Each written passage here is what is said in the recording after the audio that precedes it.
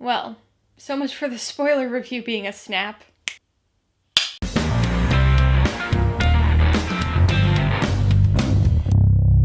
Hey everybody, welcome to Mainely Movies. This is my spoiler-filled review of Marvel's 2019 superhero film, Avengers Endgame. I repeat, spoiler-filled. Lots and lots of spoilers. In the video and certainly in the comment section too. So if you haven't seen Endgame yet, it's time for you to leave. Click that link up there. I did a 100% spoiler-free review a few days ago, so check that one out instead and only come back here after you've seen the movie. Okay. Last warning, there are Endgame spoilers in this review. So anybody who's still here, you've already seen Endgame, right? Because I don't want to ruin this for anybody. Okay, so usually I start off my reviews with a little cast and plot intro, but since you've already seen the movie, that seems kinda unnecessary, so I'm gonna just jump right in. I gotta say, I was really surprised by how much this movie impacted me. I've been a fan of these MCU movies since Iron Man came out.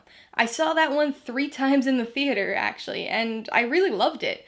I mean, that was before the MCU was a U, right? There was no universe yet. We got a glimpse of that plan with the post-credit scene with Nick Fury, but Iron Man was a movie that really stood on its own.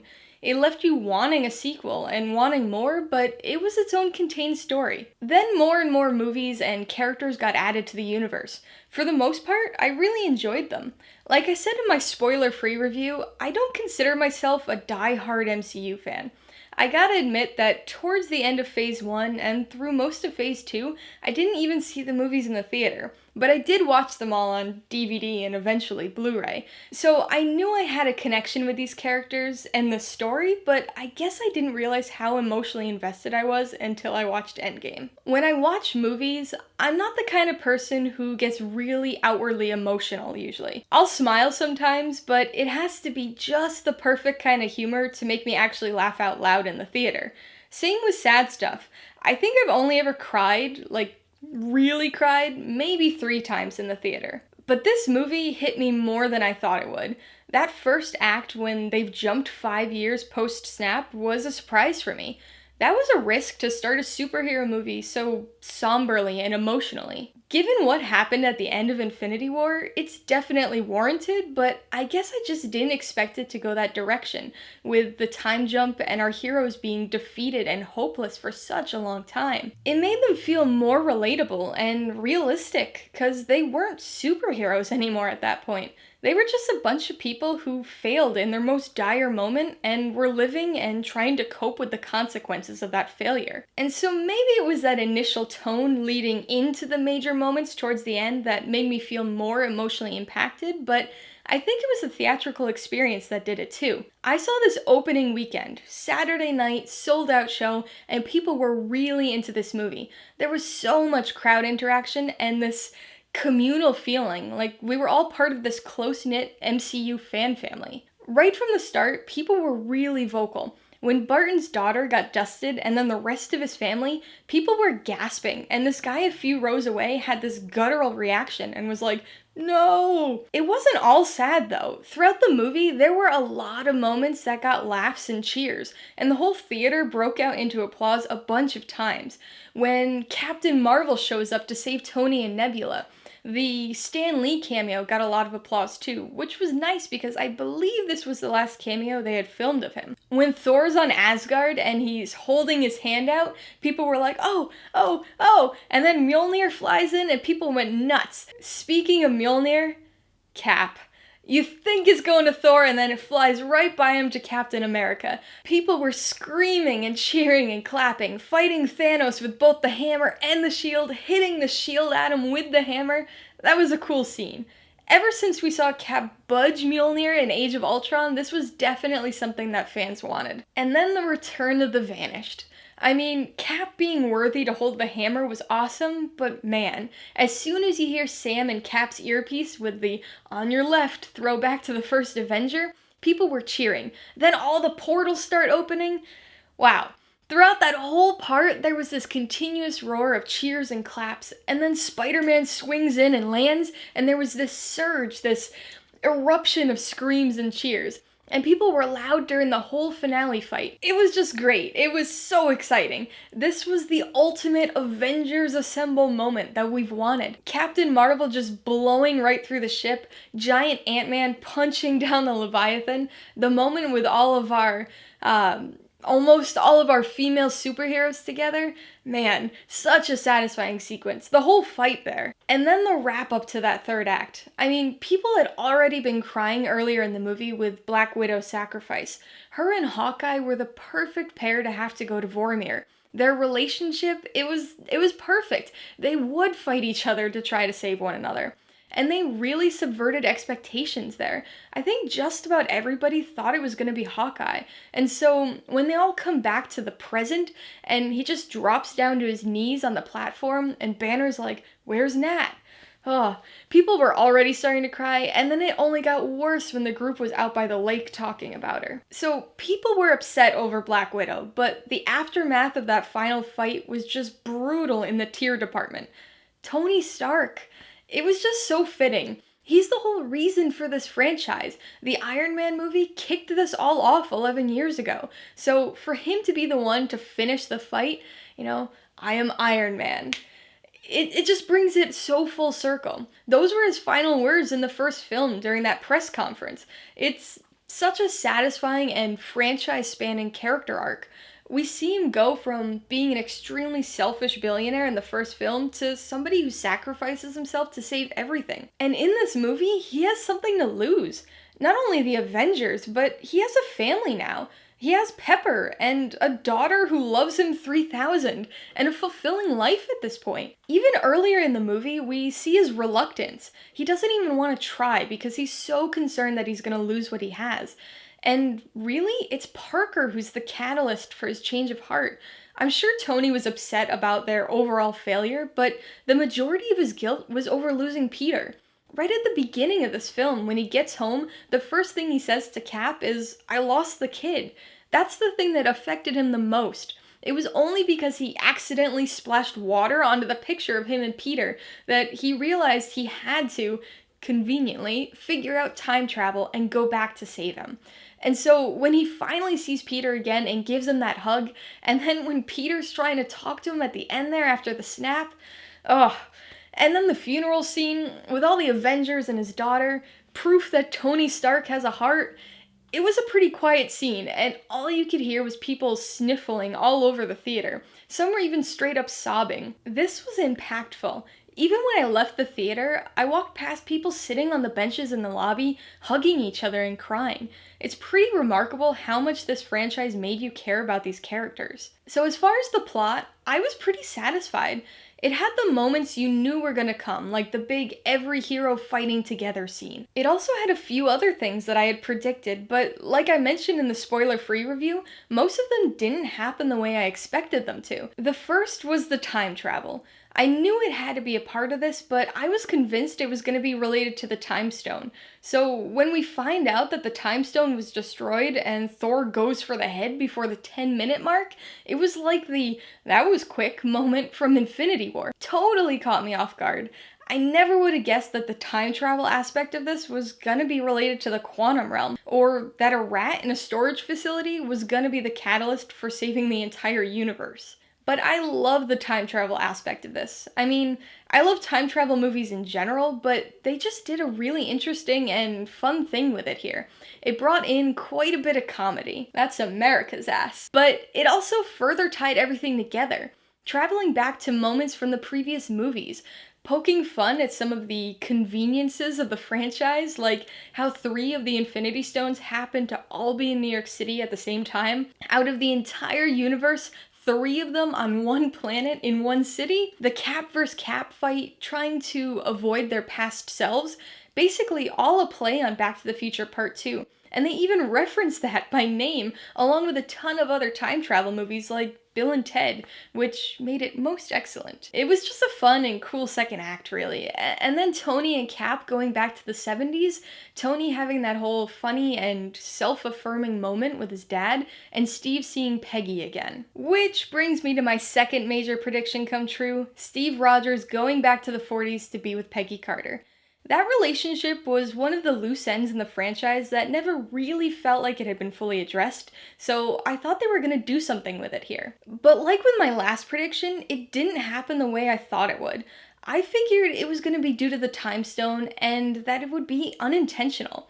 That Cap would be fighting Thanos and there'd be a big explosion as the stones were destroyed. And so Thanos would be defeated and everybody would think Cap was dead.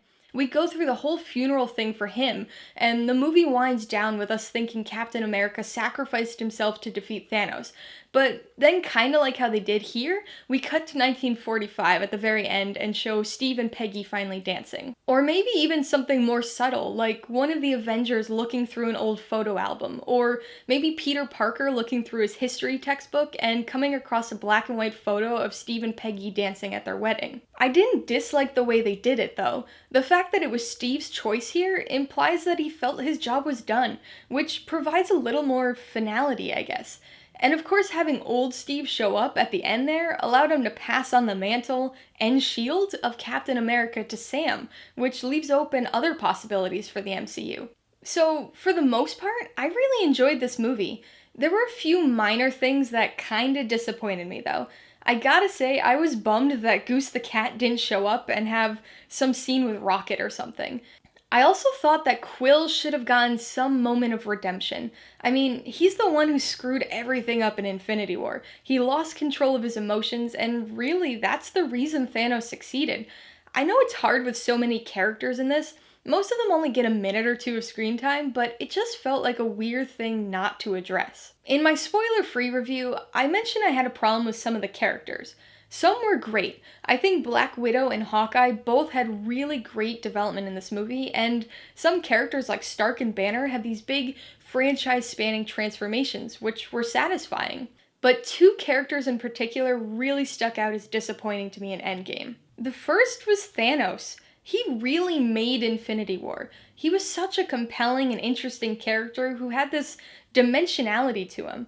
He was the villain, but his motives weren't based on self-interest, and so he had this quality of almost reasonableness, but here it's like we're dealing with an entirely different character.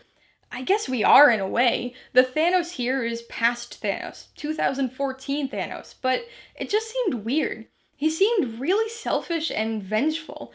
I don't know, maybe losing Gamora to the Guardians of the Galaxy in 2014 really changed his outlook and demeanor, and he never gets to that point in this one, but it was a bit of a letdown after how interesting of a character he was in Infinity War. The second character that was disappointing to me in this one was Thor.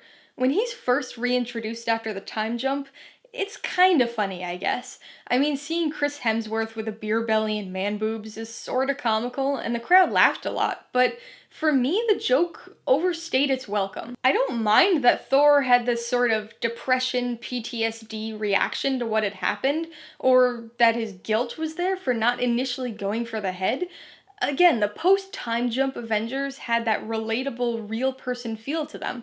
And I thought it was actually interesting that he never magically turned back into fit Thor, that he could be a hero without having the stereotypical hero body. So my problem wasn't even with that, it was how much of a joke they made him throughout the movie. Thor's always been funny, the fish out of water stuff early on, most of Ragnarok, but this just wasn't really enjoyable to me. Okay, let's talk about the pros and cons with a little more specificity than in the spoiler-free review. Pro number one is the scope of the film. 11 years and 22 movies culminate in a fantastic end to the journey, both for the characters and for us as fans. With the time travel element and countless nods to the previous 21 movies, Endgame provides us with a nostalgic journey through the franchise while simultaneously giving us the big moments we've been craving for years. The Avengers assembled in this one, that's for sure. The second pro is the fact that Endgame is a fitting conclusion. The Infinity Saga and our time with both Iron Man and Captain America has come to an end.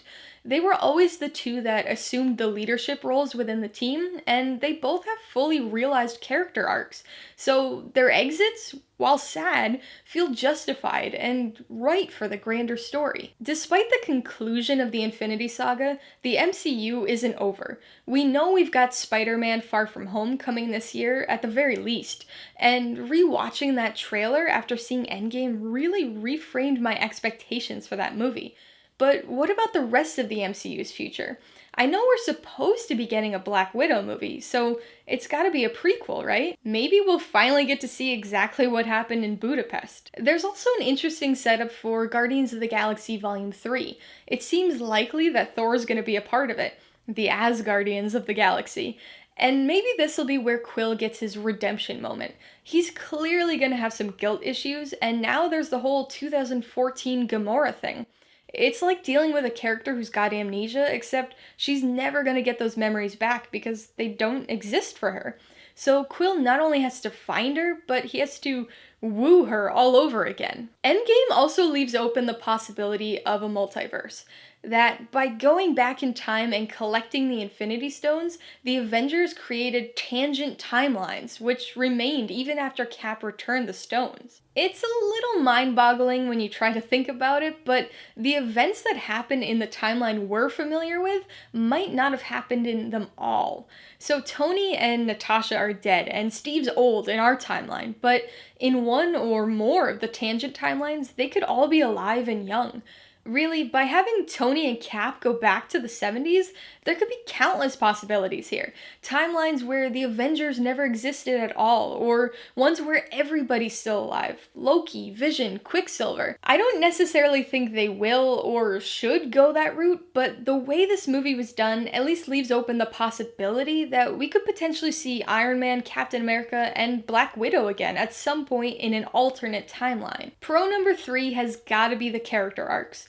I was honestly surprised by how much development we got for both Black Widow and Hawkeye. To be honest, I was never all that interested in them before, but their stories were really satisfyingly fleshed out here. I also like the broader changes that we see in Tony, Steve, and even Bruce. They've all come so far from the beginning, so that was nice to see. Pro number 4 is one that I didn't mention in the spoiler-free review, and that's the abundance of cinematic moments. It's not something you necessarily think about all that much with a comic book movie, but there were some really great shots. Two that stood out to me in particular actually both involved Cap. The first was near the beginning of the movie when the Avengers are on Rocket's ship on their way to face Thanos. As they go into warp speed, you see the reflection in a close-up of Steve's eyes, and it's a really cool shot. The second is bound to become one of the most iconic images from this movie, and it's right before the Vanished show up in the final fight.